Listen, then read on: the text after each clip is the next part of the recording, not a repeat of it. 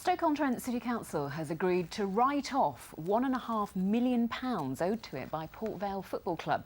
The club slipped into administration in March due to an unpaid tax bill and concerns over other debts.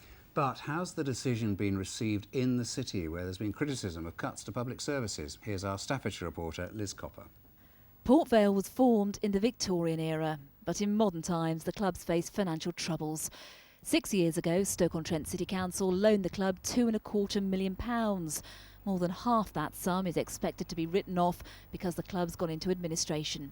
Taxpayers have expressed dismay.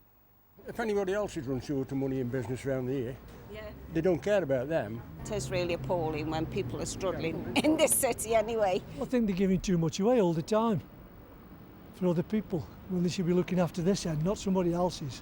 They've got themselves in the mess. We didn't get them there. We've given the money and we should get it back. In spite of taxpayers' misgivings, the decision means a £1.3 million takeover at Vale Park is likely to go ahead. It wasn't the perfect deal, and it wasn't. But it was the very, very best deal.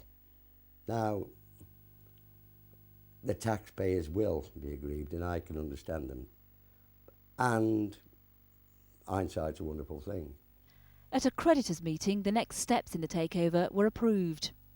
Creditors know the future of the club depends on this deal, and the biggest creditor is Stoke-on-Trent City Council. And that's why, as creditors met, the local council's role has been so important. As a local council taxpayer myself, no one likes having to write off a debt.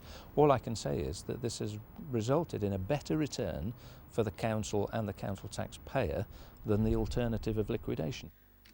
Although the club's supporters have welcomed developments, political commentators say some voters could take a different view. We're in a double-dip recession.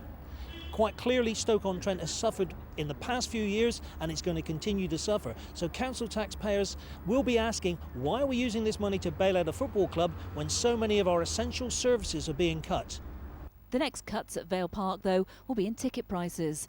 For the club's last home fixture, all home supporters will get a £5 reduction. It's a gesture of thanks to the fans. The administrators hope it'll mean a record gate at the end of a difficult season. Liz Copper, BBC Midlands Today, Port Vale. Business confidence.